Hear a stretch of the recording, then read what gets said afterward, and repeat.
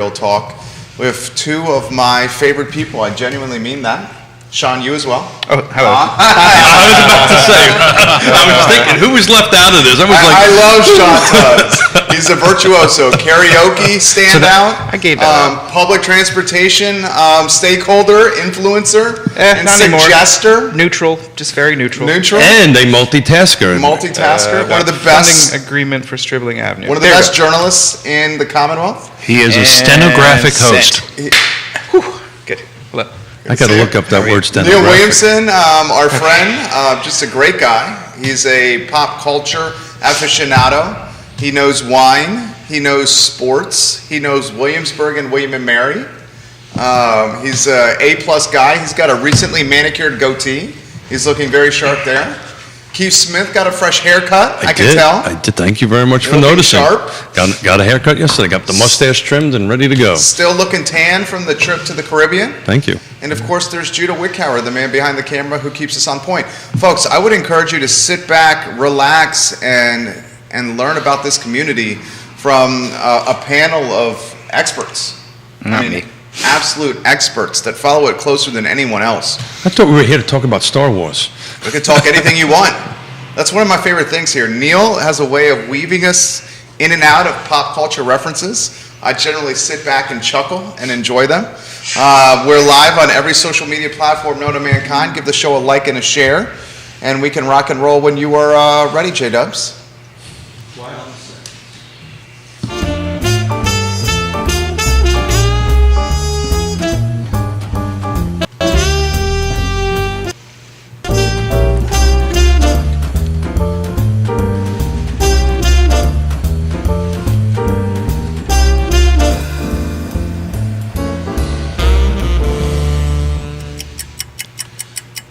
Guys, good Friday morning. My name is Jerry Miller, and welcome to Real Talk, an insider's guide to real estate, life, and the pursuit of happiness. We are live in Charlottesville, across the Commonwealth, the country, and the world on the I Love Seville network, and we're presented by Yes Realty Partners. Say it loud, say it proud. Yes Realty Partners and Keller Williams Alliance. Today's program, we are so jazzed and pumped for Sean Tubbs. Just an all-around A-plus guy. Neil Williamson and Keith Smith are in the house. These shows, backed with the foundation of, I think I'm going to date you guys a little bit here, a generation of content in the library for these two guys, Neil Williamson and Sean Tubbs, are just dynamite. I mean, these guys know the business and the communities inside and out. Judah Wickhauer, we have to give some applause and some accolades and some props. He's our director, our compass. If you could go to the foreshot and welcome a true cast of characters. Keith Smith, Neil Williamson, and Sean Tubbs on the program. Look at that smile, Sean Tubbs. I love when you do stuff like this. Look at the screen again. Can you do that again, Sean Tubbs? Good morning, everyone. How's everyone doing? Can you spell ham? Sean's great in this. P-O-R-K. P-O-R-K. Oh. That's a reference to some budgeting stuff. Hey, that's what I do. There you go. Hello, everybody. Why don't we do this? Sean, you just got a newsletter out. Yeah, yes, I did. Sorry, I'm trying to promote the show before we start. He's multitasking. Okay, I put that away there. Yes, I did. Just got out. Talk to us about some highlights in the newsletter. Then Neil Williamson, we're going to get you in the mix here as well. This has been a very busy week for City Council. Lots of discussions about tax rates and what other spending that might be coming forward. Lots of discussions about rezonings and whether or not we have the infrastructure for many more people who will be coming to Charlottesville in our near future. It's budget season, gentlemen, where we truly see the rubber meeting the road and how leadership in the city and in the county and counties, what is really important to them. Yeah, I mean, we've been talking about this for quite some time on Real Talk, and Ned Galloway chimed in, and I'm sure Neil will support that. If you really want to know what your jurisdiction is really caring about and really wants to do, it's budget season. Take a look at what's in the budgets. Take a look at how your elected officials are having conversations about particular line items in the budget, and you know, that's pretty much where their heart's going to be. You know, what's the old thing? Follow the money. So if you follow the money, you know, that's kind of where you're going to see your county or your jurisdiction moving along in the next 12 months. Well said. Sir Neil Williamson, what has tickled your fancy so far this budget season? Well, I've been fascinated by the choices and decisions that are being made and being discussed. In any locality's budget, the largest expenditure is K-12 education in Virginia. That's just the manner in which that it comes forward. The discussion of significant capital expenditures for Charlottesville K-12 and educational programs is important and needs to be vetted by the community.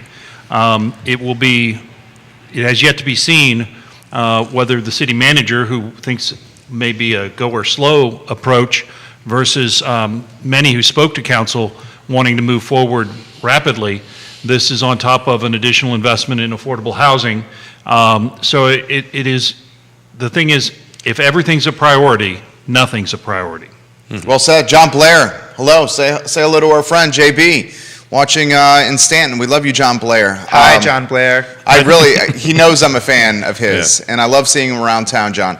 All right, why don't we highlight, and I'll get out of your way, fellas, the consultant city manager, as Neil has indicated. So let's move slow and cautious and conservative with our finances.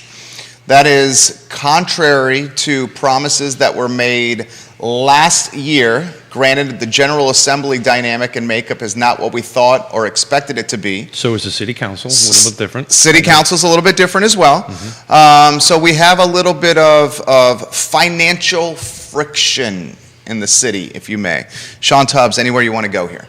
Well, I think that you just mentioned something. I think that this time last year, there was at least a sense that the General Assembly would pass a bill that would allow the city to institute a 1-cent tax increase. Danville just did this, and to put it towards their school improvement projects. The General Assembly changed hands last year, and the Republicans have a very different approach to the use of sales tax in that kind of situation. So that is off the table. It's likely off the table until at least 2024, depending on whether or not there's a House of Delegates race. We don't have to get into that, but that's a possibility. Slim. But that's really the question. Who is to pay the tab for these very expensive schools? Now, another thing to realize is that between now, there's a special session in the General Assembly on April 4th. Depending on how the House and the Senate bill come together with school construction costs, there's still some other variables that might be in the mix, but of course, the question before council is what can it control, and to what level. We could have as much as probably a 7-cent tax increase for this year is probably the highest it might go, at least according to scenarios that were presented to council on Monday. So that's on top of the assessment increase too. And on top of inflation? Yes. And on top of the personal property taxes. And on top of Old Smoky, all covered with cheese. Lee Vogler, speaking of Danville, get out of your way. Lee Vogler, 3-term Danville City Councilor, will join us on the I Love Seville show at 12:30 to talk about this, along with one of my favorite topics, an acronym that I've certainly started, and Sean has as well. DORA, a designated outdoor refreshment area. When he says DORA, I kind of go to this whole... Use the map, Dora! Not Dora the Explorer. So do they have a map, Neil, or not? Not yet. There's no map yet, but there will be. There has to be per code. So exactly right. So why don't you take a deeper dive into that? Well, DORA, which stands for Designated Outdoor Refreshment Area, is a new, relatively new concept that basically is an old concept of a beer garden or a wine garden that is defined and controlled, but it can encompass several city blocks. We heard Stuart Munson speak of this at the Albemarle County EDA last week, and how successful it had been for them. They basically took their downtown and made it entirely a DORA. And for a 12-hour event, and it was very successful. The question of Jerry's favorite word of incrementalism and incremental income, I'm not certain how much incremental income just the DORA brings in, but the idea of a DORA and thinking about how it could be used and the offshoots of perhaps a DORA associated with a performance at the pavilion could generate hotel stays, lodging, restaurant tax revenue. All of those are generally referred to as incremental increases in income. Hey, Neil Williamson, if you were Look at that. sitting next to me, I would give you a fist bump. I want to give the man a bear hug right now, Keith Smith. I see the three-term city councilor watching the program from Danville as we speak. Keith Smith, jump in here. So I'm going to take it, for the sake of a talk show, to use Jerry's famous term that he's coined, why do you think they oppose this? Why do you think, Neil, that the city, why, not necessarily oppose this, why do they have concerns about implementing it? What's the downside from their perspective? Well, think of the possibilities of, if you think of events that are outdoor events, wine festivals and other festivals, Floyd Fest is a good example. Where is it too much? Where is it that it becomes what Foxfield was in the 90s? Oh, and yeah. that might not be what Charlottesville wants to do. So the question becomes, okay, how do you control it? The C in ABC stands for control. How do you keep it in the way that you want it to be rather than the way that it could become? Because you have to remember, I have an interesting conversation with folks. People say, well, they're using a loophole to do this. No, it's the law. Right. It's not a loophole, it's the law. So when you draw up rules, you have to draw them up in the way that the bad actor can't use them to promote something that you don't want to have happen. And then dude. when the bad actor, never get in the way of a sound effect. Oop, I just did. And then when the bad actor happens, you got to enforce it, right? You've got to have so look, to get out there, I'm in favor of this. Always have been in favor. You have been. Have been in favor. Been in favor. I just don't want folks to think I'm throwing out what's the downside, to think that I'm not, because I am. But I just want to look at the flip side of it. Sean, you're on the downtown mall quite often, doing a little karaoke. He's Mr. Downtown, if you may. Not really. Maybe in the past, but no, I think it's an interesting question. I've actually not been to one, but of course, we do have events like Fridays After 5 that are a little bit different, that where there is a license. I understand that the Tom Tom Festival coming up is doing something that is not this designated outdoor refreshment area, but is a I talked to Paul last night about this. Yeah. Paul Byer. So that's going forward. So I think that'll kind of be an interesting test to see how that works. And then, of course, council, I believe, would have to pass some sort of an ordinance, although that's not quite what Albemarle County said last week. So I'm a little uncertain about that at this point. But, I think, there are some pretty interesting social issues about that, of course. And, of course, those will all be seen. But I do think that Tom Tom, what's the date on that? The weekend of I the think April it's 20th, I'll find out for you. So I ran into, I ran into Paul Byer last night, the founder of the Tom Tom Festival, playing a little squash. And I said, Paul, I hope the door goes off extremely well. And he says, it will. We have this planned and organized.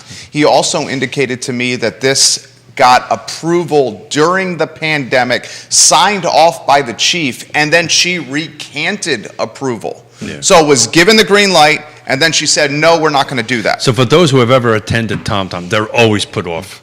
Oh, he does a hell of a job. Excellent Yeah. job. I've actually did a couple of speaking on affordable housing, go figure, and at Tom Tom's, and it goes off really well. But I think as far as a big picture, folks, I understand the social impact of it, and we need to be very considerate of that when the decisions are made on the process.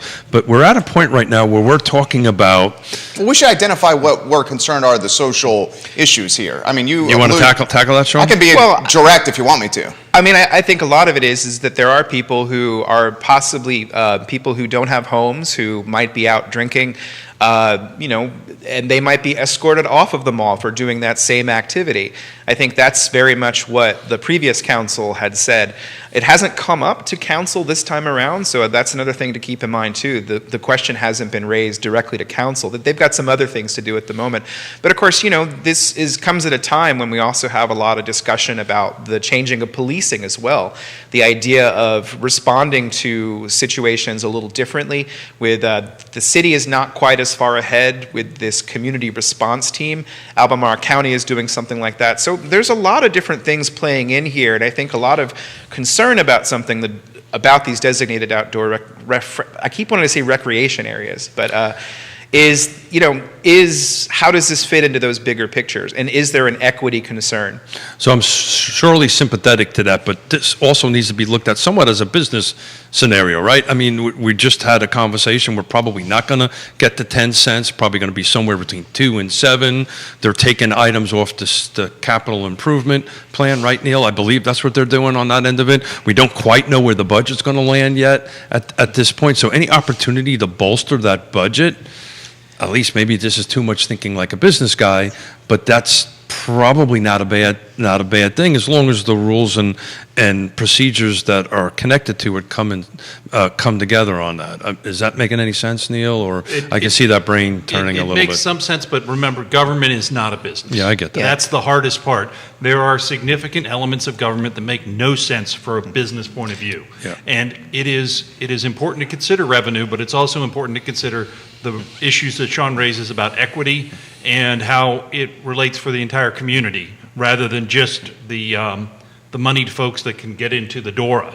But I would say also, too, on the DORA, but let's say this, though. Let's be realistic. The downtown mall is going to have no trouble attracting people to it this summer because Period. It is. So I think that in this discussion, what I was really interested in the Albemarle section was what new areas could get new eyes and new fresh looks through something like this. Places like Stonefield, places like Crozet, for instance. More in Scottsville. Or in Scottsville, or let's say in one of the shopping centers. There's lots of, these are the ones, and hopefully we can talk about one of those shopping centers later.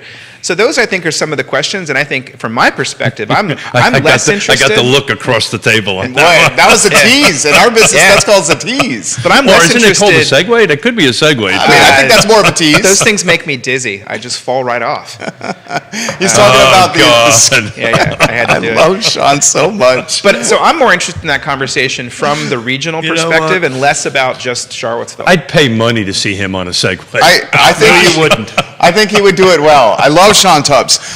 So what are you saying here? You're saying, are you more interested in the dynamic of who's first to market with it and how they could potentially compete against each other? Oh, no, I don't see competition at all. Yeah, I no. see new things for new people to do in this community. Yeah. One thing we could use more of is more people traveling to Scottsville, Yeah. more people traveling, say, to Gordonsville, perhaps, I'll where give you some a of us might have prime interest. example. My county, Fluvanna County, Pleasant Grove, It's 1,000 acres. 1,000 acres, never used.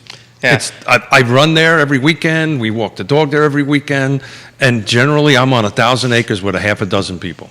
Why is that not out there in Fluvanna County? Got But I plenty think of room for it. that's probably because a lot of people don't know about it yet. And I think that hard as to we miss. start thinking of that, I'm more interested in the region than any, Sure. this is just me, in what I'm doing, than any one component. I'm interested to see how they fit together. You can, Liz Sarami just said, I can confirm you are here, Sean Tubbs. You put that on your Facebook page. Oh, good, Am I good. here? All right, good. She's I brought confirming people you in. are here. Thank you, and I hope that you find Rick Springfield at some point in your day today. Mark Meckel Downey. Rick Springfield, is as giving in you the props. singer Rick Springfield? Yeah. What a great reference there. Yeah. So let's Well, she'll get it. 1980s, wow. let's do this. I get General it. Hospital. I get it. I The get it. host is trying to ring us back into the Bring us topic. back in. Bring The us host back is in. trying Oh, to ring no, us no, back no. in. We're There's a doing topic? 1980s, guys. Okay. So Neil, why? Before we get off Dora, why do we not think the Dora has gained any traction in Charlottesville, or has it gained traction? Why hasn't it? If it has not, It's a new idea. It's a little bit different. You've seen similar concepts when you think of other beer festivals and wine festivals, but not in a standing basis. So you have restaurateurs that have a little bit of hesitation because, wait a minute, you are going to be coming into or to my door, maybe not into my premise, with a beer from somewhere else. And that meant I didn't sell you that beer, but I've got to deal with the garbage, the red Solo cup. I've got to deal with what you need, and you may or may not be spending as much time in my place because you're trying to do the slog to get through. So- And I think that's one of the reasons that you see some hesitancy. Bigger hesitancy is on the previous council was, I believe the previous council had stronger, that's not the way to put it, more, prioritize equity more. yeah, but this council prioritizes equity. I want to say it was more vigilant or vigilante toward equity issues than the current council is. I think that's right. So their eye was on a different ball than what this current council is. But so, Neil, I've been doing this for 3 decades. You guys have been doing it just as long. So a concept like this, and I'm sitting on the city council, and I'm a council member. Who do I rely on to give me information on this? Who? Economic Development Office, right? You would be Staff. You would be talking to staff and voters. Got it. So Taxpayers. So my theory on why this has not floated up to the top is somewhat what Sean was alluded to, and I believe Neil also, you did the same thing. Their cup is flowing at the moment. They have so many other issues that they're trying to get their brain around. And oh, by the way, I don't think they're up to full staff. I think they're starting to increase it a little bit. But so they're short-staffed, overworked. And, this just hasn't risen up to the top. I think if I was sitting on the city council, I'd kind of let some of these other jurisdictions work out some of the issues, work on the big issues that I got. And I think Sean's point of this summer, you're going to see Yeah. enough people on the downtown mall that it's not where it was, even 15 years ago when you could roll a bowling ball and not hit anybody. So it's in a different place. We'll talk about that. A lot of people don't remember. I remember in 1987, half of it was boarded up. It was, and now you have vibrancy. You really do have a jewel. It really is a jewel, and I think a lot of credit goes to the flexibility of some of the owners, and including folks making huge investments transforming space. When you look at the Code building, which was the ice park, which you may long lament the loss of the ice park, but the Code building is going to be bringing significant bodies down to the downtown mall, where they will be doing, despite being techies and being Zoom all the time, they will be coming down for meetings, and they will be eating on the downtown mall, and they will be parking in the It's garages. forever changed. We highlight this all the time. The Apex building, come on, help me out, Jerry. The Co-Construct building, right on 323. Thank you. 323 on that end of it. I mean, we've been highlighting this on the show forever, just from a real estate perspective. And at some point, I want to get to some new numbers that came out this morning that I was pretty excited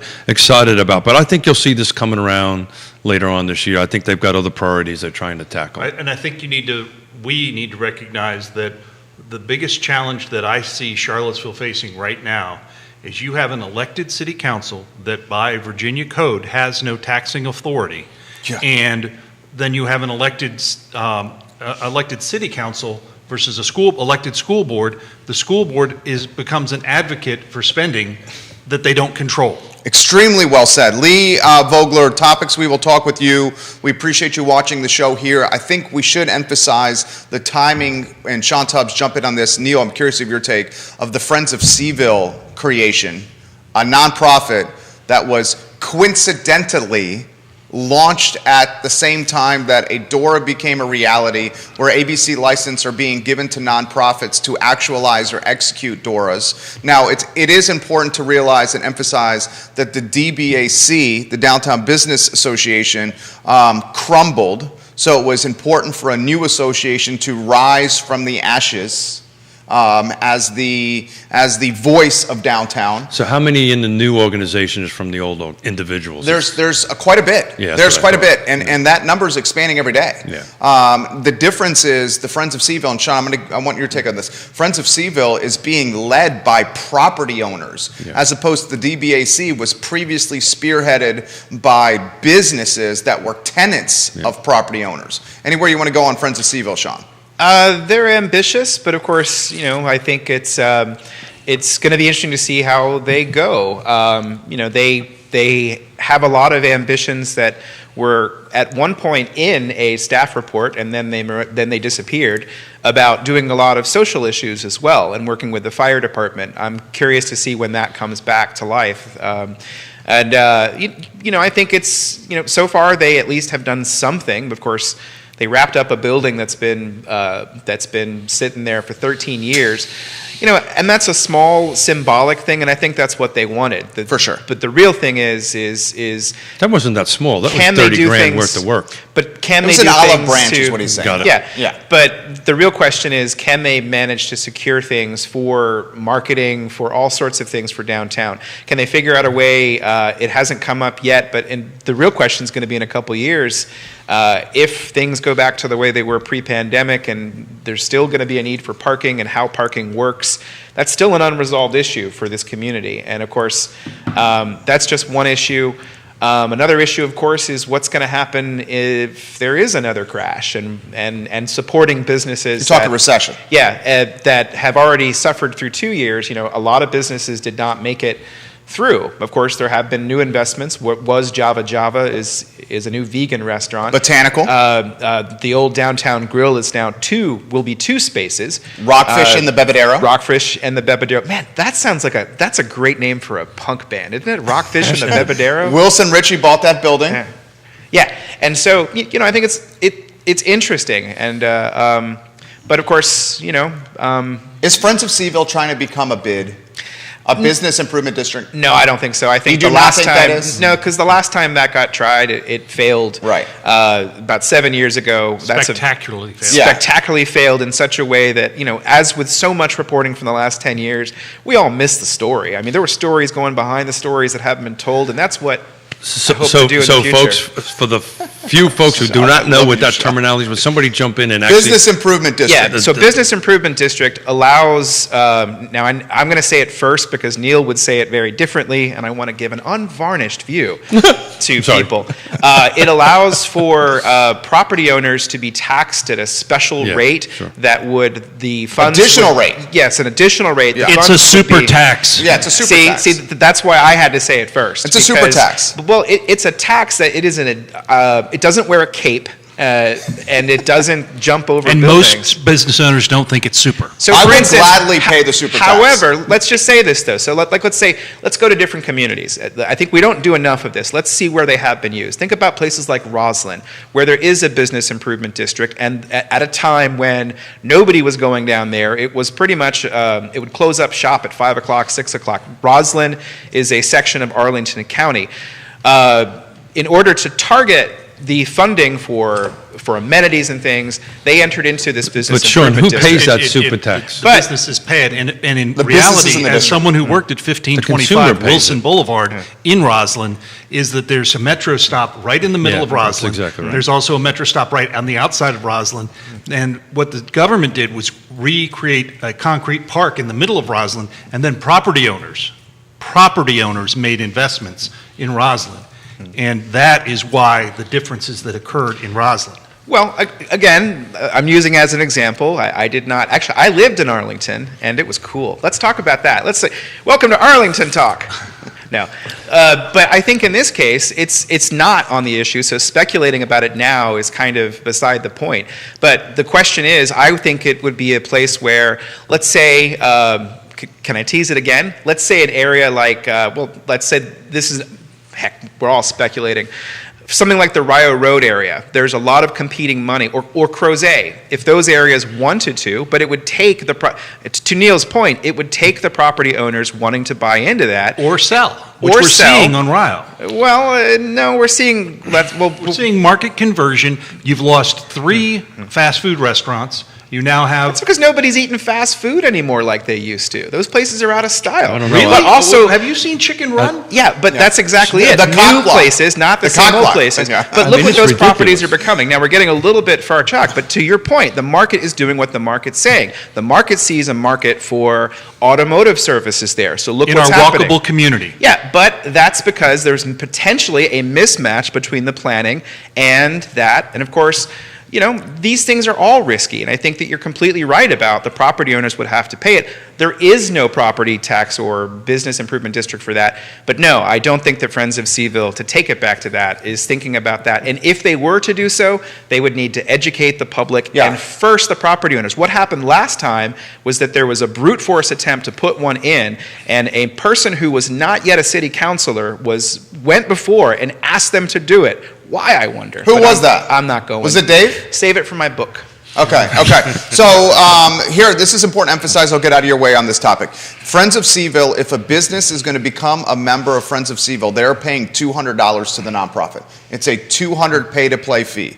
Me personally, a business owner in the downtown district and property owner in the downtown district, I would gladly pay, in Neil's words, a super tax if I knew that that money was being allocated to drive brand awareness, a marketing campaign, or betterment of the district. Yeah, but isn't there but what already happened last time? a meals tax to do that? Well, but that's exactly the point. It failed last time, in part, supporting Neil. It failed last point, in part because the transparency of what the money would have been used for That's correct. was completely and utterly hidden. It would not have gone to the purpose Well, that when it this would have came done. up on Real Talk last week, that was my concern. Okay, where is it going to? Where's the budget? You know, and to say that I'd be more than happy to contribute to it is one thing, but when your money starts going someplace you don't want it to go, it becomes a little bit. Well, it has to be clearly defined. Yeah, well, Clearly defined where the money's being allocated. talk about the local government and how that works, Neil. Well, that would be different, though.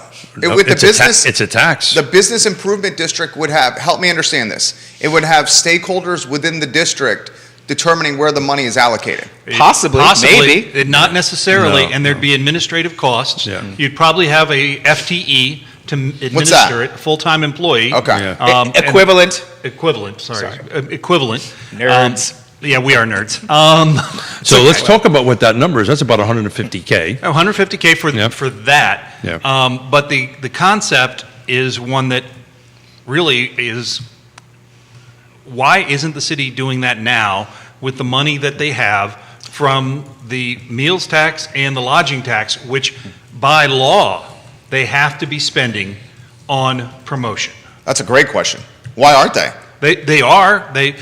Although they did hold a funny meeting last month, but the Convention and Visitors Bureau is. You mean the little tent in the bus? You mean that one? No, this was the Convention and Visitors Bureau held a board meeting that. The clandestine meeting. That banned the media Yeah. from attending. It's, I think in that case, I think, How did as they they do that, said, Neil? it was one of the very first in-person meetings and there were some snafus. And, I had to speak from a laptop, oh, it sounded fun though. and then the executive director, who I have a great deal of respect for, had to repeat when I said it might be legal, but it's not right. Yeah, but I would say in that case, I think that But that's they a public erred. meeting, right? Well, they erred, I think, in making that meeting in person at a time when the public still, and the media, did not expect for them to have a meeting in public. Well, But when they were in asked person. if media could attend, they were told no. Which So- I think was, is Illegal, isn't that illegal? it's Well, a they said potential, access was provided By via Zoom. Zoom. and that's one of the things where I think But that's gentlemen, we're going to potentially have to be a bad thing to little, have done. gentlemen, we're going to have to be a little thoughtful, right? We're in this transition period. That's what I'm You guys attend plenty of meetings, so do I. All of my meetings I'm moving forward, which is actually killing my schedule, which means I have to drop off some of this stuff, is back to in-person. You know, everything from CAR, right? Charlottesville Association of Realtors is in person. You know, we just had, which I couldn't attend, and I saw Sean attended, which was a regional housing partnership meeting was By the in way, their person. Zoom link didn't work online, and Really? Was that yesterday's? that was yesterday's. Yeah. Yeah. Well, that's another one. That was an in-person meeting, and I think that it's going to be very clumsy to That's 'cause I transition wasn't there. It back. didn't work. And I think and that's the big issue is Yeah.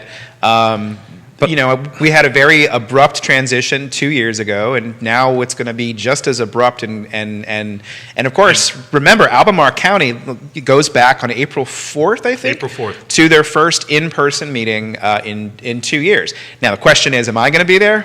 No. I will be there. I will not be there. be there with bells on. I will be wearing pajamas and eating bonbons. Which is a believe visual that. image that is I do really believe harming that. the Working community. from your kitchen table, right? Working from my kitchen table. that there- overlooks the window. I've seen you Overlooks the post it on window. Facebook. Sean, thank you. We got a cape, we got bonbons, we got pajamas. We're getting it all. We're getting it and all. we're Today. and we're karaokeing at the same time. There's a mental picture. Actually, no. didn't I wanna- will go there for the first meeting, but just to say hello, and then because I do think that the human touch. To go back to the Dora conversation, people want to be out. Many people want to be out and around people, but others do not. And I think there's going to be a lot of people who are still saying we should be staying home when that's not what the things seem to be at this point. But not staying at home, but avoiding crowds. Blah blah blah. I had a lot Wild of Bill coffee. McChesney just laughed at the bonbon comment. He said, "Put that on air." So let's sidetrack or sidestep Dora, and why don't we talk tax rate? Your prediction for the real estate tax rate increase is Not being made. not being made? I don't take positions on tax rates. Oh, How about a prediction? I don't make Isn't that the predictions same on thing? tax rates. Okay, so the consultant said 2 cents, right? Well, I think at this budget. point, yeah. Well, he's at 2 cents, but I think Consultant city manager. I think there's 3 votes for. I think there might be 3 votes for 7 cents, and that's going to be interesting though because. So the 3 votes for 7 cents, reading between the lines. I'm of not saying who they are. McGill, I ain't saying Payne, and Wade. McGill, Payne, and Wade. I didn't say that. I know Shaw well enough to know those are the 3. But I don't. But I think Sean, though that. Neil and I are sitting there going, dun, dun, dun, dun. But you're going to be looking at. But keep in mind this: you also have an election next year where 3 people are up. So, Yeah. regardless. This is going to be a huge issue in the next election. But 7 cents, it's, I own a property, and I got to tell you, it's like it makes me think, what's my long-term strategy? But Sean, but don't they? The 7 cents is one thing, and I think it's important to talk about this triangle, right? So you've got the assessments, which have already been done. We're having this whole rate conversation, but it ties back into the budget, right? So where does that budget ends may or may not be net positive for you in cash or negative, right? Well, so we got to see what this budget's going to like. That's the reason I keep on bringing out this. Of all these 3 parts of this triangle, God, I love this show. They're all equal, but that budget, man, that's what people really need to watch. Well, I think in a lot of ways, that's why I take as much. I mean, I have spent a lot of time. Like, I got up at 3 o'clock this morning to make sure I was caught up to date for this program, and so I can get the newsletter out. Because these are the questions, and you have a lot of different competing priorities. The big thing is this school reconfiguration, and the school board insisting that they will take no less than $75 million. Yeah, but who controls giving them the money? The council does. The council does, and I think that's. But that's when. What if the council doesn't give them anything? Well, the council will give them something, and I think that's where ultimately you can go to city council meetings and you can pack them as much as possible, but the end verdict will be next year's election. And I think that in between now and then, a lot of different things can happen. You are correct to say that there are some other things that would come. One thing that isn't really being said, it's important for people to know this. Whatever the tax rate is, that's a tax rate for the calendar year. Yep. So in other words, if they bump it up to 7 cents, there will be a huge surplus in fiscal year 22, our current year. And I think that sometimes gets lost. What I would love to see is budgeting at this level taught as early as 12 or 13 so people can understand these basic connections. Because Well, that's what we're trying to do here, Sean, and we've been talking. because you've also got other different competing needs. $200,000 for the Jefferson School African American Heritage Center. You have people pushing for $3 million for Charlottesville area transit. How about this raises year. for people at City Hall? That is something that, again, that's where the last surplus went to entirely. There was a surplus of $6 million or so for fiscal year 21. All of that went to employee compensation and bonuses. And the thing is, you say, oh gosh, I'm outraged about that. I'm not outraged. I'm not outraged at all about that. Nobody showed up to complain or to say anything. That is the important thing. If you don't speak to council, if you don't make your views heard, how are they going to know? Let's get Neil Williamson in the mix. I think it's critically important, the idea of being informed about the choices and decisions your local governments are making. Amen. I will tell you, Sean and I have sat through countless budget hearings, public hearings, where there are none or 2 speakers. That's exactly right. It is just, it's boring. It's budget stuff is like watching paint dry. Not for me. But the nerds like the stuff. I love But it. it's important. I'm cool. I But love it's it. critically It's important. important. I play bass in Bebedero and the Peacocks. Yep. Well, you'll be strutting tonight with the Sweet 16. Wait, what was it called? Joe? The rockfish. Rockfish and the Bebedero. Sorry. Rockfish. Okay, I blew that one. Okay, Yes, sorry. you- Continue. I Sorry, thought it Neil. was funny, But- though. All right, let's get off the punk band, guys. Yeah, Let's- the bottom line of all of this is not it's going to be 7 cents, it's going to be 8 cents, it's going to be 10 cents, and your assessment's gone up by this. How much more am I going to pay this year That's the than I point. paid last year? Yeah. And by the way, do I have that money? And if I don't, what happens? Well, gentlemen, on top of that, You don't want to get behind on your real estate bills. Well- the interest on that is significant. and what's the one authority to come take you home awfully fast? Yeah. But let's- don't mess around with that, The people. tax man. But let's keep in mind, it isn't just the property, it isn't just the, That's it's where I not just wanted the to real go estate next. tax. That's Another lingering issue is what is council going to do with the personal property tax? And I believe on the cash out of people's pockets, That's going to be more impactful. Well, and to be fair, my friend Todd Divers has done a very good job illuminating down. this issue. Thank you. Absolutely. Yes. Todd, And of course- we're giving you props. We've given you props for weeks on the show. I feel for what is going to happen to you, Todd, when the personal property tax bills come out, dude. You are going to be, and he has papered the trail by saying this is going to happen. And that's the thing. And so that's, one of the many conversations about this situation is that where is that? Council really hasn't given a clear direction on what they want to do. Well, they focus on real estate so much. That's kind of why this is so murky. Well, Lloyd has said that we don't want to adjust the rate down for personal He property has said taxes. He has said that, but he's just one of five, and that's the thing. I think there are others who, for instance, Councilor Pinkston, who did bring this up. The other three didn't really speak to the matter as much that I saw, and I do have to admit I missed a couple minutes of the community budget forum. But that's a big thing. The other one is the meals tax. There is a proposed 0.5% increase on the meals tax, which would be then what, 8.5, I think, or so. Well, it would take it. Well, regardless of what it is, those are the various things. And, For those who are watching. But to put on my Neil hat for a second, what also the conversations aren't happening is where can the cuts be made? And the financial advisor clearly said that on Monday. We're going to talk about the spending side rather than just the revenue side? Well, that's, I think, is the thing. I think that there's a lot of assumptions, and I think that at the end of the day, does the public want to support the amount of funding that has been suggested we're going to do for 10 years? There's 5 elections between now and 10 years from now, and there's going to be lots of different shifting through the sands of the hourglass. And no, That's the world term. That's the one. That's the world. and no elected body can demand the next elected That's body exactly spend right. the money. And as Sina McGill said, That's part of the reason why you don't do these long-term budgets, right? Well, Because this- 100%. This year, and people need to understand that, right? You would think, Jerry and I and the folks that have budgets, we do 1-year budgets, 5-year budgets, and all this stuff. I can't commit, if I'm a city council or board of supervisor, the next one going down on the road. That's But the reason. you can do projections. You can do projections, And you can- they regularly do. And you can I work on mean, policy, For right? Albemarle County's finance department is larger than Fluvanna County's local government. And they do a lot of projections. and I think it's all in the name of well, I'm not going to go there because Neil's sitting next to me, and I can imagine he would beat me for the next thing I was about to say. Oh, please say something. Well, I mean, they're looking out for their bottom line, and what their bottom line is, how do they pay for their organization, which is the word that gets used a lot these days. They do think of themselves as like a business because they have to balance a lot of different things. And they have to balance their budget. And they have to balance their budget. They're required And to that's up balance to their council. But I think that's what's so interesting about the council. The council is not giving clear direction about what it wants. And to be honest, it really hasn't for the last 4 or 5 years. So this whole conversation is why this third leg of this triangle is so important, this budget end of it, and to use the drying paint thing. Everybody wants paint in their house. Everybody wants their walls painted. Sometimes you got to watch it dry to get there. And this budget is so important because that's when the numbers start getting moved around. And But the other part of it, Keith, is what are we doing to grow the pie? Well, I can tell you what Albemarle County is doing, investing in economic development. And I think that's exactly the thing.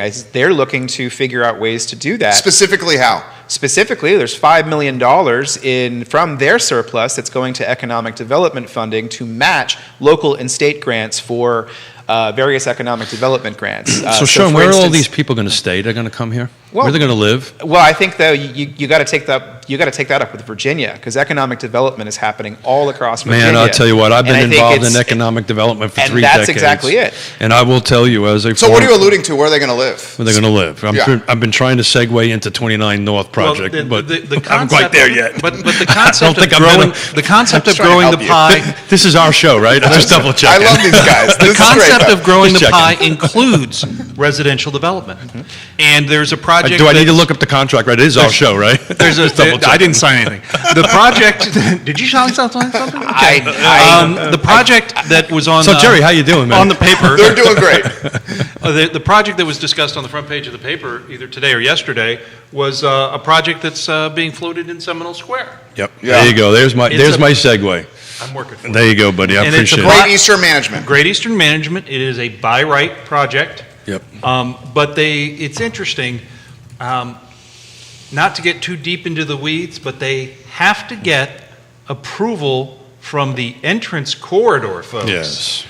not the BAR, because they're putting in a public road. Yes. 352 apartment units, Seminole Square Shopping Center, 23.9 acres of existing shopping center. The former Giant grocery store is what they're referencing. Sean.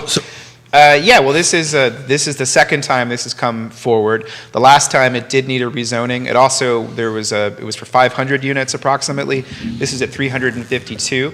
Neil is correct that there's a very small portion that does enable the entrance corridor review. Keep in mind, their review is at a very different level than the Planning Commission. I believe that they can't outright deny it. They just need to figure out a way to issue the certificate of appropriateness. So let's put some context to this. So the developer, and as far as I'm concerned, it is an ARB. You can call it what you want. It is an architectural review board. No. In this case, you can't, because there's a separate board of architectural review. I understand it's a very that, important distinction. But there's going to be some approval process of what this group wants this to look like. Is that a fair statement? And at the same time, there's also an existing hydraulic small area plan that offers clues and context for how that should look. And an existing site plan. And an existing site plan. So, gentlemen, how long? So in this case, it's very close to coming forward. The question is that there will likely be opposition to this, because there's usually that's what a democracy is opposition. But do they have any impact on the process moving forward? They certainly do. Limited. In one case, they've already offered. So they can slow it down. Well, this is where it's supposed to happen. But that's exactly it. They can slow it down, but they can't stop it. Well, they can slow it down, but who wants to slow it down? Excuse me? At this point, who wants to slow it down? They just recently had a meeting, wasn't it? That was a site plan. That was a site plan conference meeting. And how many members of the public spoke? 2, I believe it was. One is a planning commissioner, one was a paid advocate. There you go. So Wasn't right even there, public. And that's the thing. That would have been the time for people to get to. But the process is so obscure, and that's why Town Crier Productions brings you Information Charlottesville and the Charlottesville Community Engagement Newsletter, so you can find out about these things. But to be clear, hold the time out. Excuse me. Send Sean an invoice. Okay, we're good. But to be clear, the Free Enterprise Forum does not take positions on projects. Right. I don't But either. we can inform the discussion. And this particular project has, half of the units are one-bedroom units, and half of the units are two-bedroom units. There's a concept of having some retail on the first floor. In just one of the buildings. The other 3 are all residential. But the developer does not have an affordable housing requirement. Right. That's exactly But right. has put forth that they will provide 5% of the housing at 80% AMI for rental. They've also offered a connection and a little piece of a land easement for the trails, and that piece will help the city move forward with connecting that trail to these residents as well as the balance. And this project also is right on a bus line. Yeah. Which is and close to employment centers. Right. So the concept of This is a building- no-brainer project. Where do you want to build? Those are the check marks. And Sean and I have been through plenty of these meetings where we say, well, this is what we want. This isn't what we want. But one of the other things to remember about this site is the topography. I don't remember the number of stories, but it is in the bowl down there. So it will not have the same impact on the street as it would be if it was right up on the street. So put a little context to this. Just came out this morning. CoreLogic nationwide, single-family rents, so we're talking multifamily at this point, has went up 12.6% year over year. So to put a little context to your 80% area median from one bedroom, if you really take the time and do the math, the market rate versus what that 80% AMI for is awfully darn close. There's not a lot of.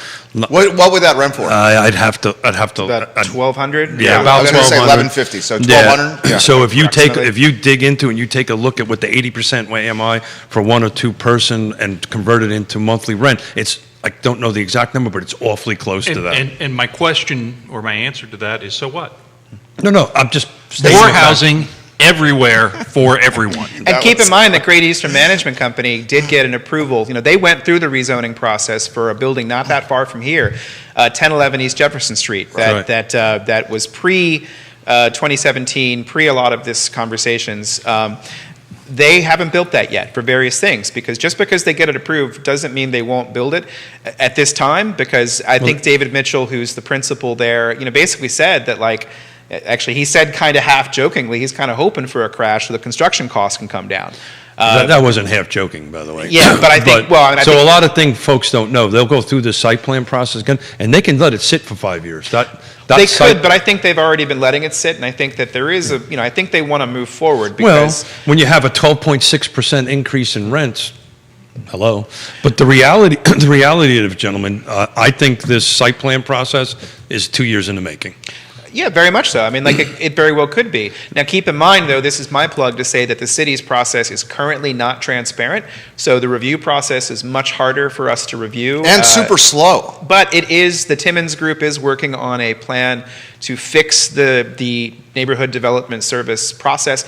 I am hoping that it allows me to be able to look at, just like I can in Albemarle County, I can look at any plan I want. Not just he, anyone can. Anyone can. And Is current council going to influence this, or is it going to be the next council? they won't have any, they won't see it. The only way they would see it. So it's the next is- council when 3 new bodies come? No, they won't see it. It's already moving. Okay, This yeah, is at the okay. staff Yeah, level. It's, Got it. it's by right. Now the question is, if anybody can oppose it, because this is Charlottesville. Someone will always try to oppose anything, because there's a lot of money in that.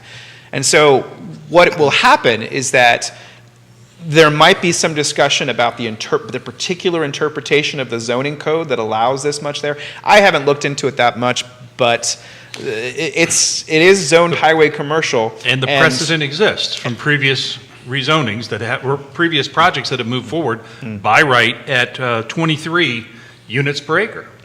So, but I'm just saying that the long and short of it, folks are going to take a look at this. The opposition is going to dig into this, go through all this kind of great stuff. But the bottom line is, it'll get tweaked one way or the other. It's going to stay within the four corners of where it needs to stay. It's going to take about 2 years to happen. It's going to take about a year to year and a half to do the site work. I think it could happen faster, but do I keep don't in mind think this, so. though. One of the hindrances is that the city is very understaffed in that department. So the 2 years you're saying, yes, but likely, though, there is if we can get a city government that begins to function better than it has, that's a possibility of maybe. So let's put a little moving faster. context to that. So, But you're probably right, 2 years before there's a But certificate for to that occupancy. end, Keith, I think where you're headed, the city government, first off, city council in the last 90 days, in my opinion, has kind of started to right the ship. Oh, no doubt. Without doubt. When we had the meeting with the chamber, At code. at Code, the quote was, "Let's make government boring again." Yeah. yeah. And I love that quote. Yeah. But I do believe that the senior leadership the senior staff leadership and the city council are moving toward that goal. And I think that there are some really strong, positive efforts underway. Now, has that reached down to the line, the front lines? No, not completely. But I had an opportunity to, had an issue come up with NDS. I wrote to someone within the department. I got an answer within 12 hours, which in my world is just fine. Neighborhood Development Neighborhood Services. Development Services. I got an answer about there was a rumor that there were no inspectors left in NDS. The reality is, there was one inspector left, and he was leaving on Friday. Brian Holuska put that on Twitter. Yeah, and the City planner, right? right. Yeah. The reality is they have hired a temporary planner or a temporary inspector in the interim, and they've got the deputy zoning administrator out on inspections, and they're hiring 2 more inspectors. That's a very positive, reasonable, rational answer to a question that was a real question. So I consider that a positive all the way around. So just to put why I think this is going to take 2 years, it's because I've done this before, right? And so most folks do not know that if you submit a plan or submit something that the city requests for back, and they want to change it, or they don't quite understand it, or they want you to change something, they get a 45-day clock that keeps on kicking in. And every time you hand it back in, they get another 45 days. And this is how they manage And their they sit workload. on those comments until day 45 or later. And this is how, because of lack of staff, it's just how they manage their workflow. And it just, I've been trying for 2 years to get a bond released over at Nassau Street. And I can't get it released because every time I try to get it released, there's something else that they need, and the clock starts all over again. And we've been doing 2 years trying to get I think it was like $14,000 back to the land trust. Which is travesty. For us, that's a lot of money. For us, just to put it in perspective, You did build in a flood zone. No, I did not build in the You flood can zone. speak You build about up this. high. That is not in the flood zone. So, sir, I'm going to push back on you. You were incorrect. Go take a look at the FEMA map. We amended the Very FEMA. passionate about this. Yeah, I know, but I think that the idea. Well, I just though, want is to get that it factual. In that's any all. particular case, though, it is an area where there is cause for concern, just like any place. Any place, building in But any that's got place. nothing- But Keith's argument holds water. Come on. Okay, thank you. Oh, I'm trying to get serious, guys, and it's not working. Oh, We well. can't. I just had a lot of coffee. Vanessa Can't expect me to be Parkhill, serious. yes. Teach budgeting at a very young age, please. Mm-hmm. Bill says this. I see people on around neighborhoods in the Seaville commenting, "Oh boy, my home is worth more." They see the assessments and figure it's a positive thing, but they don't realize that this impacts their tax amount. Then when their mortgages go up or they get increased tax bill, they wonder how in the heck it happened. And then multiple people are putting in the feed, where are the people that are going to live that are coming here in Charlottesville and Albemarle County? So- And the unfortunate aspect, and Keith, I'll throw it to you, the unfortunate aspect is the people that are going to live, that are moving here, are going to buy up the little housing stock that exists and push the folks that have been in this area for an extended period of time further away from the epicenter of employment. That is happening. Where's the epicenter of employment, though? I'd say the epicenter of the employment still continues to be the city of Charlottesville. It's Yeah, UVA. but Yeah. there's It's all UVA. sorts of stuff. But like that's the whole point of the whole thing. There's jobs happening in multiple places. There's a lot of jobs on US 29. I believe that someone at this Sean- at this table produced a whole report about how many jobs there were in the US 29 corridor. Available at the freeenterpriseforum.org/reports. My Another point is- invoice. and Another donate. invoice. Yeah. Support the man. My point is that Support there's both of multiple them. Yeah, areas of please. employment. The area is shifting. You got 500 jobs coming to Augusta County at Amazon. Eventually, you're going to have some major employers who show up at Louisa County in one of the business parks there.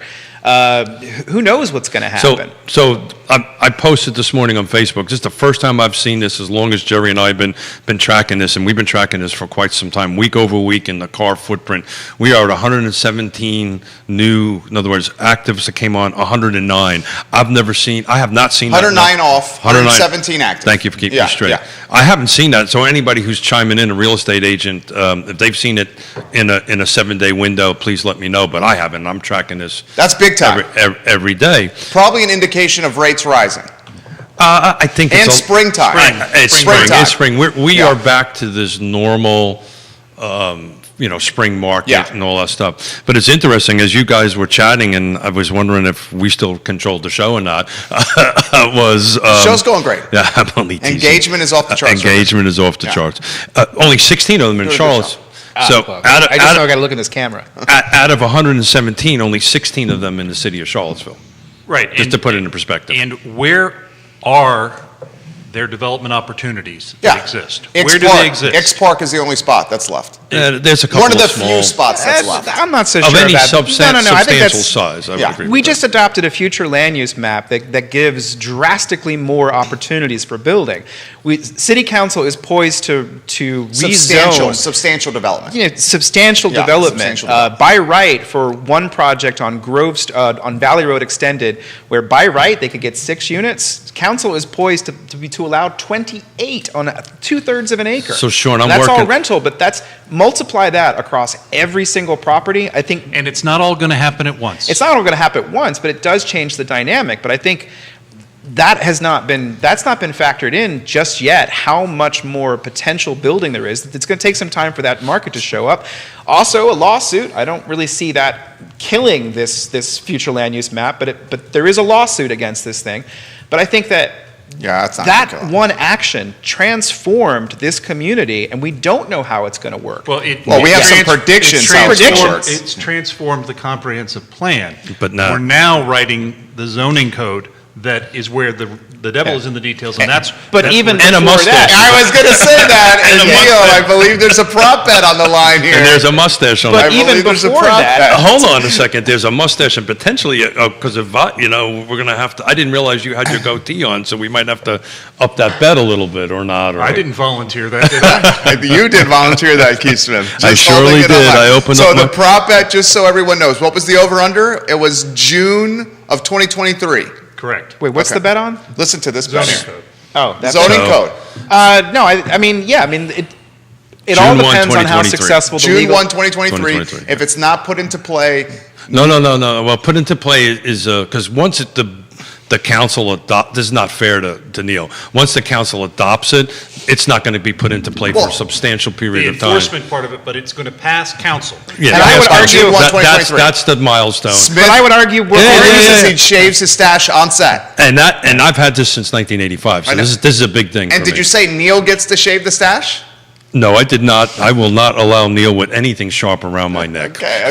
Wise man. So we're talking, guys, future land use map here, which is a hot topic in this community, a very hot topic. Neil, anything you want to add on the flum? Future land use map. The future land use Hate that map, acronym.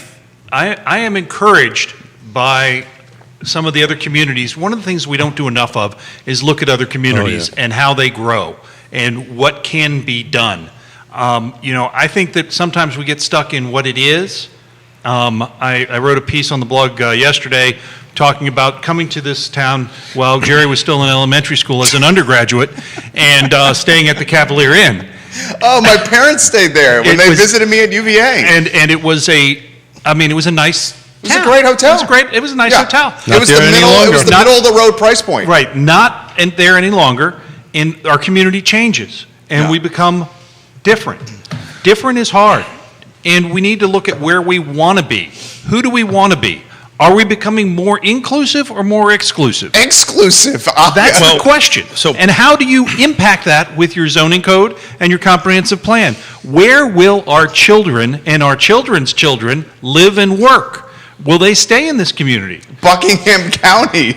That's where they're going to live and work. I don't think you know. I mean, again, it's like I think you're starting to see more and more and more housing coming on the market. The real question is going to be, does it stay affordable? So, for instance, that Grove Street one that I was just talking about, the whole point of the comprehensive plan is to tie that extra density to the bonus units that you would get. They've already done that. Even without the policy, council is this close to approving that. You're saying the market is already No. adapting? No. What What he's do you saying, say? and I can add I'm some saying in that context to case, the development is already responding to the principles of the comprehensive plan and the affordable housing plan without the zoning being in place. The question is going to be, in 10 years, when the affordability period, or even before that, who is going to monitor to make sure that those subsidized units, because let's keep in mind what we're saying here, those are subsidized. That, by, in this case, the developer's leaving some on the table, or is that the phrase? Is that Yeah, the phrase? yeah. They're going to deliberately charge less than they could get at market. But So this is is that going to important. play off in 10 years? Who knows? So to put some, so what Sean is saying, and one needs to follow these applications that are going in, and one needs to follow what the city council is doing.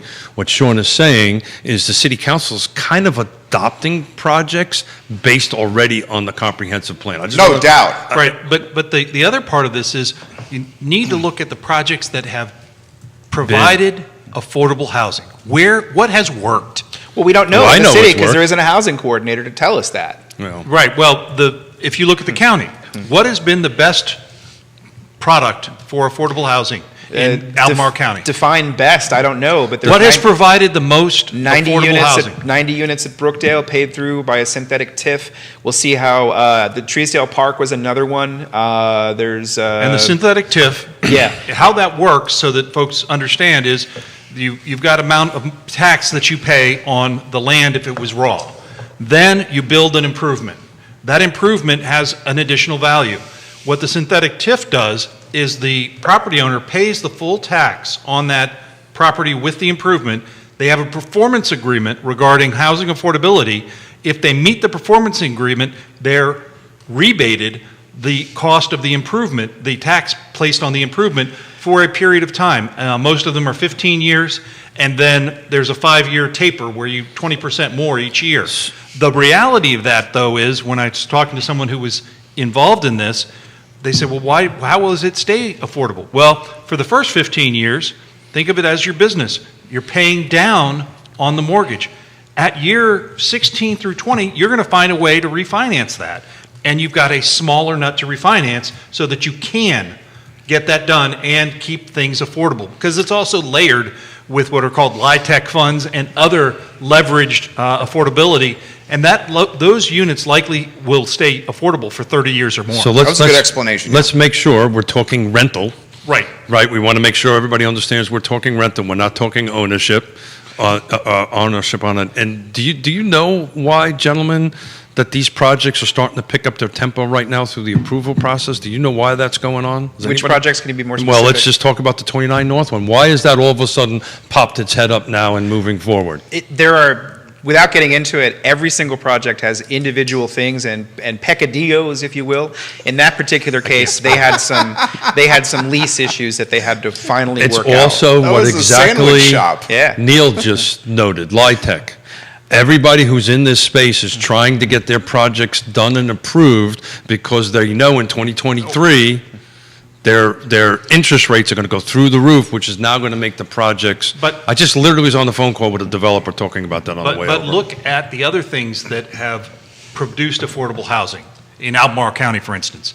Keith, The land trust. The land trust. I just signed my 11th contract this morning. And the land trust and Habitat for Humanity. Yep. Have both, and those are for sale products that are different. They just got $5 million. Mackenzie Scott. Yep. Bezos' ex-wife. Yep. And Bezos. to me, I think that those have merit, but in each case, there's a investment from the locality, there is a performance agreement that provides teeth to getting it done. Private sector. And there's an incentive for the private sector to do it. Yeah. Those are the things that are working.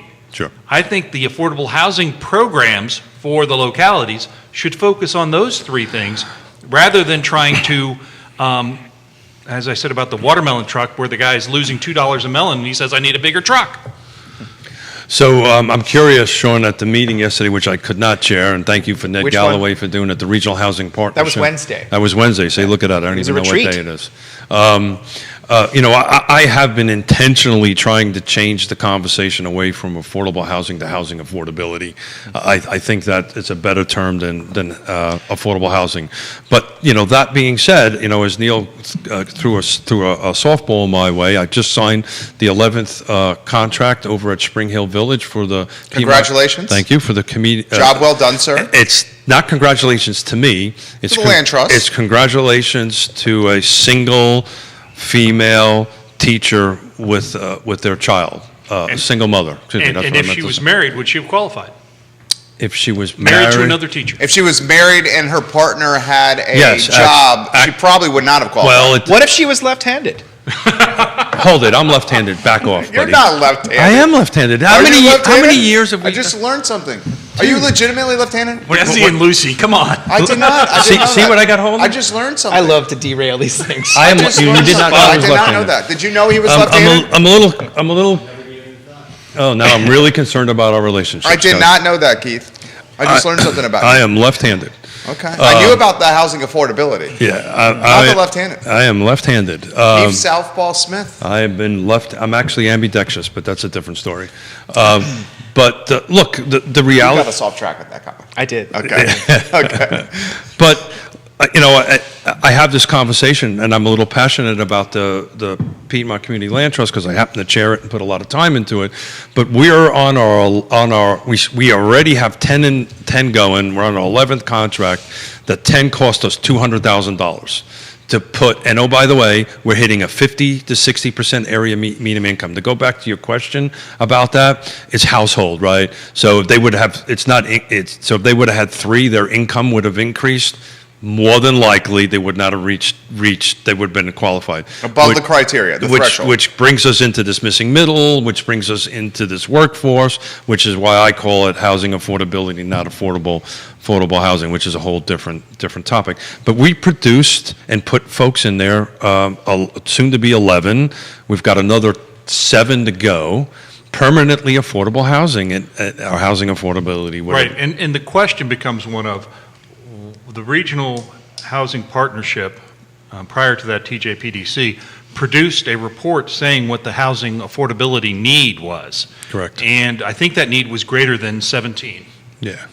So I don't know that we're going to do it in that way, but the question becomes one of how do you make the market by approving projects that increase housing supply you impact the market.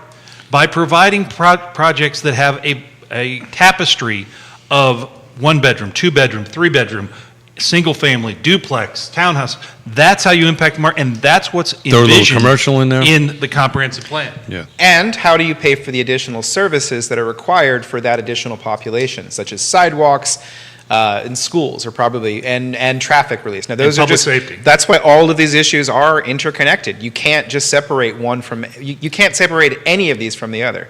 Well, that's what makes it complicated, right? That's what makes it. Aha, that's why I write about it. Well, here's a good topic here. Here's a good topic, and a springboard for another discussion.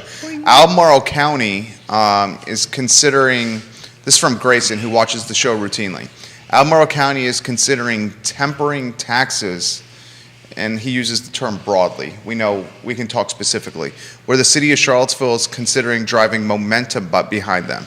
How can Albemarle County do this and the city of Charlottesville cannot? So we should put in perspective what Albemarle County is doing. Wait, which tax? Albemarle County is, Donna Price was recently on the news about this. Was it the personal property tax rate she was alluding to? Yeah, that's what we were talking about earlier. Yeah. So Grayson's saying, why can Albemarle County go about doing this where the city of Charlottesville is thinking nothing but tax? Well, and no, I think in this case is that the city council is having that conversation. The question is, will they get 3 votes for people who are willing to drop it below $4.20? Councilor Pinkston is suggesting about $3.75, but they are looking for revenue. There's a lot more pressure in the county from citizens and community members who want more spending. So the dynamic is different. You do not have that conversation in Albemarle. You do to a certain extent, but You're saying there's more pressure in the city. there's from more people who pressure in want the more city spending. from very organized groups who are pushing for more spending. So that's what the councilors hear. They are a representative government, and they're representing the folks and what the folks that they hear from want. Yeah, and it's a combination of livable Seaville. It's a combination of pro-school group, and we'll throw socialists in that mix right there, that are all very pro-tax and spending right now. And, and I think that's, again, I think that, but it's also a question of dynamics. In the county, the supervisors tend to be a little bit more deferential to staff recommendations. So if the staff said, we recommend doing this because we think it's a really good idea because it's going to be a huge sticker shock, council does not have that same deference on any of these issues. Council has been warned for 2 years about this fiscal debt that it has to go, and it's been difficult to have that conversation. But let's go back. We're in a different council, 90 days in. It is a little different, and of course, we also have the 5th city manager in that time, and I think that's swing vote Not is in 90 days, but not in 90 days, but over the past 4 years or so. Yes. And I think that's, so I think that's a very good question, but it's a tale of two communities, and I think that, there's different fierce pressure on councilors to raise. So, Neil, the is rates. Albemarle County close to full staff? Albemarle County is not close to full staff. I believe it was 20% down. They're usually at about 10%. In what below. department, though? Across all. It's across the board versus the city of Charlottesville. The city of Charlottesville is further down than that. And quite honestly, there is always a revolving door in government because it's a great stepping stone for many people. Sure. And I have a whole lot of respect for the folks that stay and that have made public policy their career.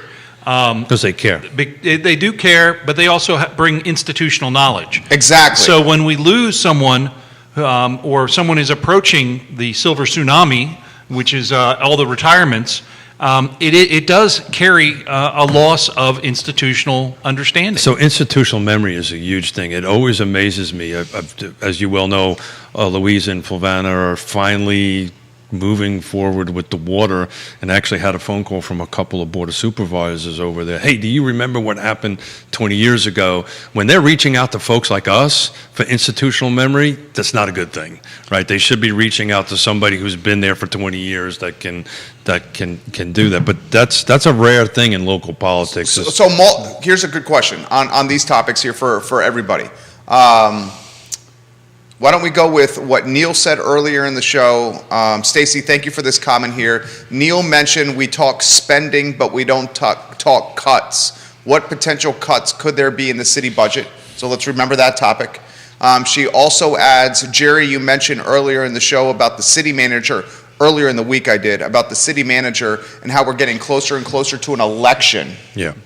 and whether that city manager is going to get hired close to this election, and as I called it, a lame duck city manager, or will they actually hire the city manager and give him time before the next election? So first, why don't we go Neil Williamson on the tax, on cutting spending. I will do what I normally do when I talk about taxes and spending and defer, and say that any organization of the size of most of the localities around us has areas where they can save money. That's true whether you're commercial, nonprofit, or government agency. Well- That being said, I also think that it's only fair to say that there are folks that are working diligently to keep the spending in control. That is a double-edged sword. Sean, I don't know how you would feel about that. The double-edged sword, I want to stay away from that. I don't He want prefers a lightsaber. I think it's just, again, I think that it goes back to what somebody, I said earlier about, this stuff is really government is different. It's not a business. But understanding what's in that budget, so different people could maybe make suggestions.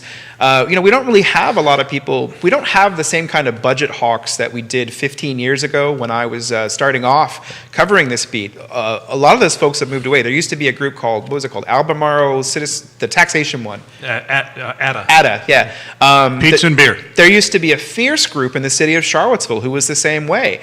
For whatever reason, the only budget hawks that are now are budget hawks on the CPD.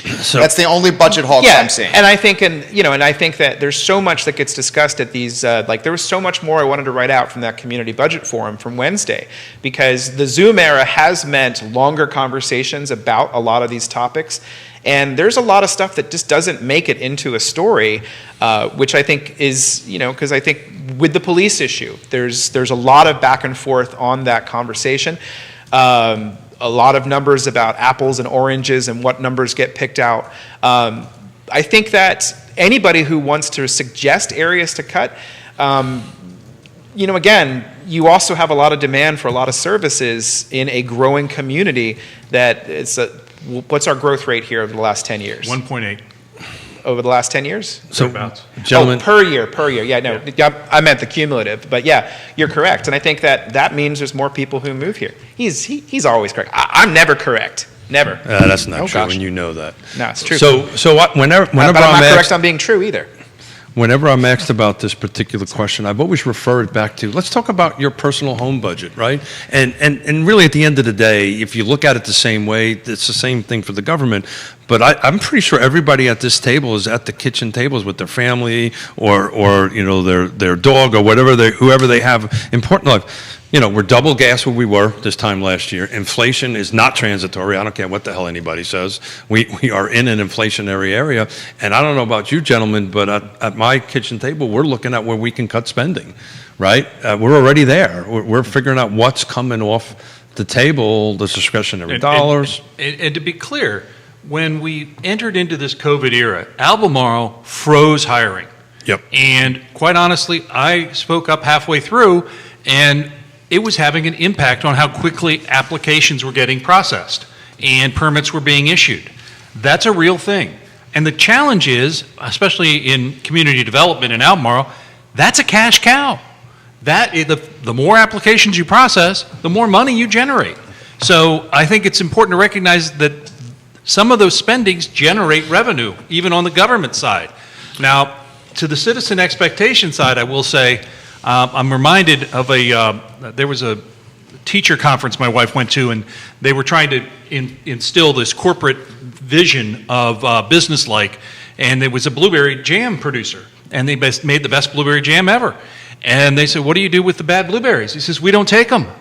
So that's my point. Schools take all the kids.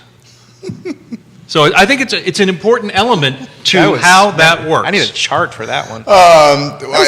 It's important to acknowledge a very important viewer of today's program, the esteemed and very kind and benevolent Wendy Williamson. watching the program. Oh, dear. As we speak. And I quoted her. Wendy Williamson, hello.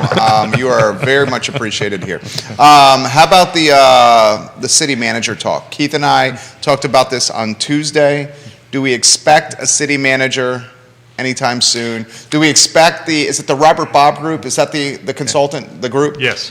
Do we expect Michael Rogers of the Robert Bob Group to be extended?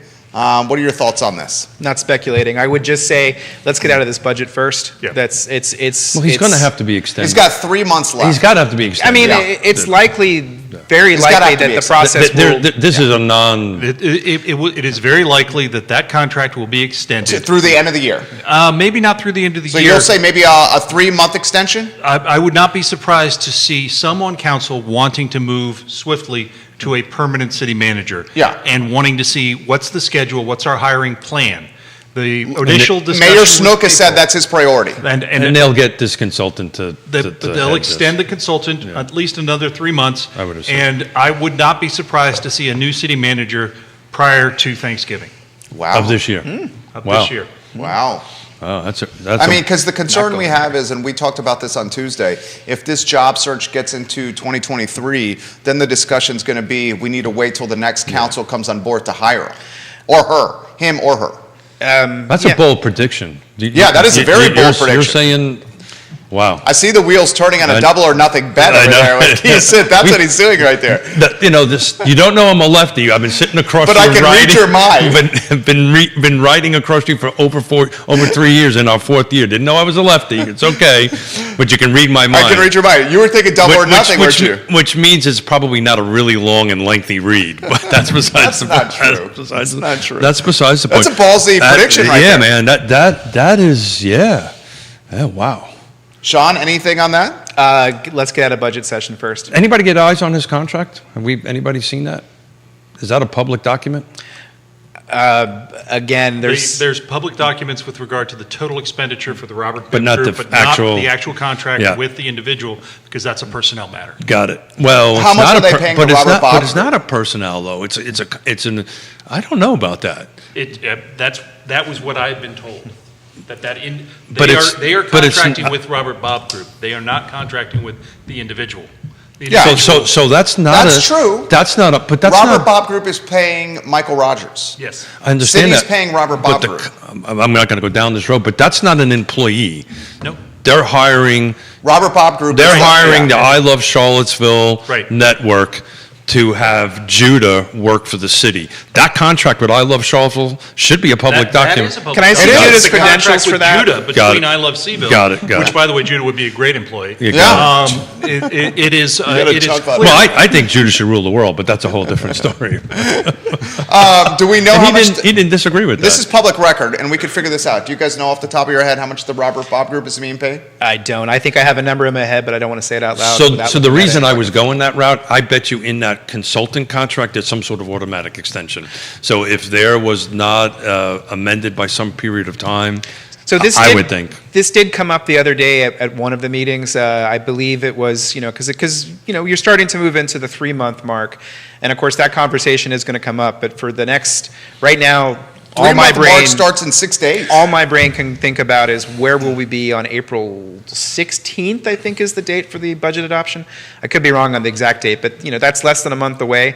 And that's a lot of conversation that I can't even put that speculation. So the in my reason I brain think yet. this is an automatic bunt, some of these other, or at least for 3 months, if I think it's going to be for 6 months, but some of these bodies and organizations I sit on, which is not as large as that, it takes us 3 months just to review the existing contract and the existing executive directors are at. So it's just I just don't see that moving that rapidly. Who knows? Yeah, We will. don't You know see what?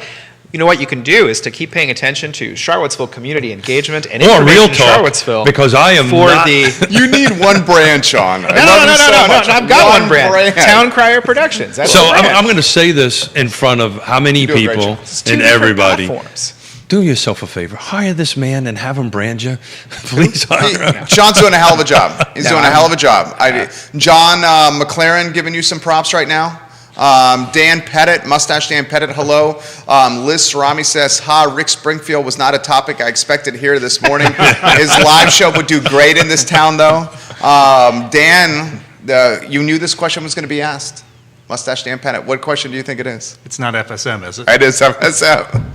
It's FSM. But it's not the first time I've been asked this Ask week. Neil if he heard around 18 places are moving into Fashion Square Mall in the near future. That rumor I have heard, but I've also heard other rumors. Sean and I and Allison have a running bet. What jeepers. day will it be of the week that we get our first FSM question? So today was Friday. No, today was Wednesday. This week it was Wednesday. Oh, it was Wednesday. I had someone call me who was looking at. They had a client looking at a property in Glenwood Station. They said, "What's going to happen with the mall?" So I was like, "That's an easy question to answer." Nothing. I don't know. So for those who are listening and watching or not from our area, please explain what Fashion River Brick- Square Mall is a classic enclosed shopping mall that used to have 4 or 5 anchor stores, of which there is one remaining, Belk, for an anchor store. It has had significant tenant turnover and continues to operate as a commercial entity, but has been downgraded by its ownership to be a parcel that they would consider letting go of. A portion was purchased at auction Yes. for what, 22 and a half, 23, 24 million? Roughly. Memory serves correct. Watched that auction on the courthouse steps. Yep. It was dynamite. Yep. So But it's very, not the whole project. Not the whole project. That's important to note out. Very much in limbo right now. Yeah. We Right, can say. And when we talk about the Rio corridor, that is often a discussion, what will happen. And As it should be. new development is happening right in front of Fashion Square Mall on 29. A Sleep Number bed store is coming out of the ground in front of what is now Truist Bank. And that store is significant investment, frankly. And it's interesting that that's happening there, and how the balance of the properties will develop is part of the idea around the Rio 29 small area plan. Let's So- give some love to a friend of the program, all 4 of us, Roger Voisinet. Hey, Roger. Very much enjoying the show right now. I bumped Roger- into him the other day. He's always a treat to bump He's into. all right. So funny. Roger, if you're just listening and streaming in your Tesla, Roger just gave you the salute right Wait, there. Or yeah. Sean gave you the salute Where right did there. Roger come up the other day? Yeah, he had a, oh yeah, good old Roger. He came up in yesterday's, well, that's a whole thing I haven't written about yet, so. Was it No, Woolen it didn't Mills? happen. Yeah, that's the one. That's It the was one. Woolen Mills and It doesn't likely exist. the bridge. The bridge, Yeah, the pedestrian bridge. bicycle bridge. No, Pedestrian I need bridge. another 10 hours in the day. Okay, so do we want to talk at all about that? Market Street connection with Pantops and the Rivanna Bridge. Peter Krebs has come on the show and championed that. And the logic of why it's Market Street versus the other location, which was in Oh, yeah. Well, the economic development angle. economic development piece. You've got to understand Smart Scale, which is Oh, yeah. the methodology the Virginia Department of Transportation uses to judge projects and supposedly allocate funding, is focused on a number of areas, including traffic mitigation, safety, and economic development. I'm probably missing 1 or 2. But the bottom line is that by connecting at Market Street, it's much more tied to the areas that Albemarle County has already dedicated infrastructure spending and have economic development opportunity. Yeah. So that's leveraging those funds to provide access, multimodal access, to those economic development opportunities. Very well said. It's also Do you a, agree with that, Sean? Yeah, and there was a 4-to-1 vote, which was really interesting. I haven't written it up yet. I paid attention to it, but I thought it was important to prioritize the so city Woolen council Mills stuff. is not in the city, right? Woolen Mills is in the county. In the But county. I do Okay. have 2 stories about this, about the Broadway blueprint area. Yes, about the area that you're talking about, Keith. It's about 46 acres in the county that's landlocked, but of course this bridge would open up direct access from Albemarle to Albemarle. But it's which, a pedestrian bicycle pedestrian bridge. and bike Yeah. access. I think it's fantastic. It's fantastic. And, that'll get scored. The exact details still need to be worked out for the cost. Is it going to be a truss bridge or a chain-supported bridge? I don't know if they They were speaking about Yeah. whether or not you wanted the Maserati or the old boot. Yeah, but I think as Lloyd Supervisor... Snook's comment, old boot. But as Supervisor Ann Malik said, it's like we just want a project there. So, and it will open. Keep in mind, this has been talked about for ages. Decades. That could open up a whole lot of connections between two areas that look so close but are yet so far away. Right, and you've got to think about some of the linkages that are down there that are almost already thinking about this. When you look at things like Decipher Brewing, those are in kind of rough areas right now, but you could see those developing in a way hotspot. that could really So that boom. pedestrian bridge, you talked a little earlier about metro hubs and so forth and so on, that pedestrian bike bridge will have the same effect as that. And as you just mentioned, some of those areas might grow a little bit. There's other reason why it's looking at it that way too. It's also from a physical perspective, very practical location to do that. And lower cost. And I firmly believe that in 8 years, we will see Keith Smith on his electric bike going over the top of that bridge. I noticed a hat picture on your Facebook today. A gift from your daughter from a Goodwill store. Yeah, Is that not what I noticed? That was as my daughter who came in from Seattle last night. Daddy, I did a very Seattle thing for you. I bought a Rad Bikes, which is an electric bike, at a thrift store. Before we leave the discussion of this bridge, keep in mind that the economic development opportunities go the other way. From where that bridge would land would be State Farm, the former State Farm, which is being divided into different sections. Bonumos is a company that the economic development department. It's a sweet company. Landed there, not artificial sweeteners. I got yelled at for calling them that, but I didn't have another way to describe it. And I think that's the idea. So, I think that it will change people's conceptions of that whole area if you can simply cross the bridge without having to go to the two bridges now, which is Free Bridge and I-64. And, I don't recommend crossing the I-64 bridge playing on Frogger foot. there, you're in trouble. Yeah. The real estate values around those areas are going to go through the roof. They're going to boom. Well, and they talked about that. And I think one of the things with the equity plan at the Economic Development Authority earlier this month, they did talk about those issues. And the question, and some of assessments? Well, one of the things that was discussed was how should the county maybe buy some of the office space there or some of the land so they can subsidize rents. That's another plan, the Broadway Blueprint Plan, which the final study is out. It has been looked at through an equity lens, which basically said something I have recommended for a long time, which is work with the city on this. And I think there is where, we're getting kind of late in the show to talk about city and county working together. The linkage between the city and county, this would provide great linkage and great connectivity for city residents into the county and for county residents into the city. It's great for both jurisdictions. It's another example of change and how change is hard because the people who live on East Market Street, such as the person, Roger, are not necessarily Mr. so Woolen happy Mills, about this Roger. because it is potential change, and potential change is scary. And the other thing to recognize is this project came out of the MPO, the Charlottesville Albemarle MPO. Why is that important? The Metropolitan Planning Organization. The Metropolitan Planning Organization is a mandated organization by federal government, and this means that the city or the county didn't have to prioritize this bridge that benefits both over one of the other projects that benefits just their citizens. Well said. But I would not be surprised if you see Albemarle County putting money directly into this. It is a possibility. Doesn't have to be the full amount, but one thing about Smart Scale, if you put in your own money, your scores go up, because that's the whole point, is to get that. Now, Albemarle County does set aside money towards its transportation leveraging fund and has made the commitment to continue to do that. That's where they're putting a lot of their surpluses.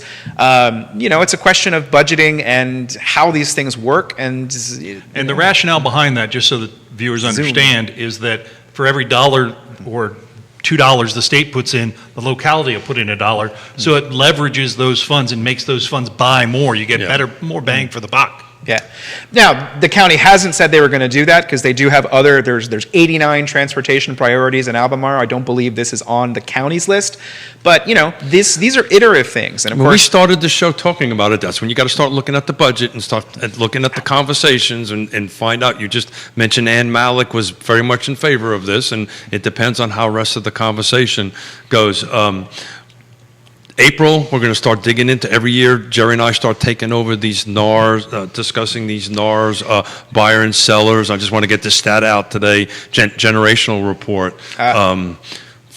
Millennials made up 43% of all the buying in the United States last year. That's up 6% year over year. We're going to start taking a harder look at this stuff going across the line. And a lot of it is going to be talking about where they're buying versus 18 and 19. So some interesting stuff I'm going to bring. Where and what they're buying. Where and what they're buying. Yeah, where and what they're buying. And it's kind of counterintuitive to what you think it's going to be. Anything you want to add? 2 plus 2? 4. 2 plus 2 is 4. I'm satisfied. Dude, my favorite shows are these, and I just love you guys. Respect what you guys do. You guys both grind. You both are huge assets to this community. I hope you hear that often. And I hear a lot please- about that. I get that first syllable a lot. What's that? Yes. And I think that I hear that first syllable Oh, from is that time to time huge? as well. No.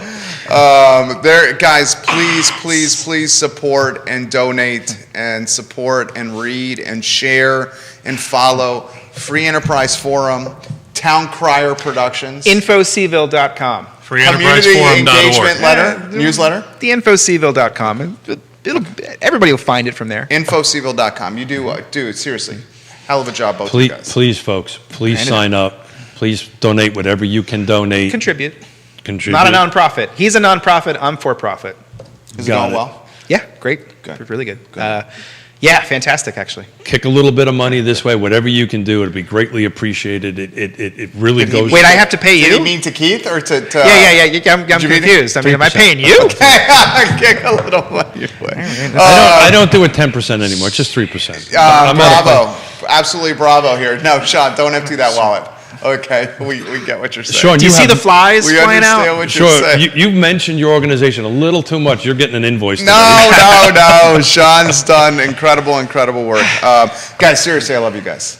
Seriously, I sincerely. I love Seville. When was the last time No, I that we genuinely did one? respect It's what been a you- while, Well, right? thank It's you. been a while. It's been a while. I think last time I made some sort of Williamsburg reference. We did. We didn't get one today. We didn't Was get it one today. pre-election? I think it was, or was it just, no, it was post-election. It I think was we did this- post-election. yeah. It was Like right after January, I think. the election. I don't think I've done one this year. I don't think so. Yeah. So, but we'll slot them back on a Please. regular occurrence. This is It's a lot fun. of fun. I have such a fun time. I doing did get this. up at 3 o'clock this morning so I could finish Oh. a newsletter to get here. But not for that reason. I really did want to make sure I was informed so that I wasn't just making it up. Well, I thought you did a great job. Well, thank you. What time did you wake up this morning, Sean? It's at 3 3. a.m. Actually, No one cares. Technically 2. No, I went to bed at 8. I mean, this is what I've been able to do. I redesigned my life to do this full time, and it's and yeah. Well- but I did want to make sure I gave information that wasn't bad. Well, So you Neil, did well. Neil and Sean, thank you guys. It's I was telling Jerry the other day, I can't believe we came up with this idea over 3 years ago, and we're into our And- 4th year. Any questions I should ask three-term city councilor Lee Vogler? You know, I trust you guys very much. Obviously, I'm going When's he on at 12:30? Yeah, I'm going to bring up the Dora. Obviously, you mentioned one, the sales tax referendum. Well, no, I mean that's old news. I think that the news there really is with the casinos and coming in. Okay. How are they preparing for success? In other words, what are they doing now to make sure that they don't have the problems that come with a place where people want to be, which is increasing property rights, not property rights, increasing property values, et cetera, et cetera. How are they preparing for the success that I believe is certainly coming Danville's way? Okay, that's a good one. I will ask him that. Anything, Neil, that you can think of? I think. I literally will credit you guys with these I questions. think the bigger questions are the ones that Sean's raising with regard to increased property values, which is, increased value and wealth in your community, and keeping up with the infrastructure, and where are the workers coming from? Okay, where are workers? All right. These guys are helping us. All right, so Keith, well, great show. Thank you. It's always awesome. This is pretty easy for me. I just need to fall off the horse and show up and participate and strap in, because usually that's what happens here.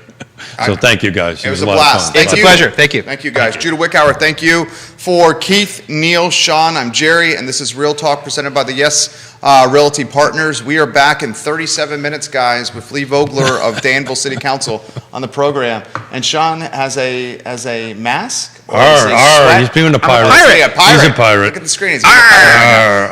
Hasta luego, guys. Thank you for joining us. Take care. It was fun. I was hoping that was actually going to hold on to something. So it was funny.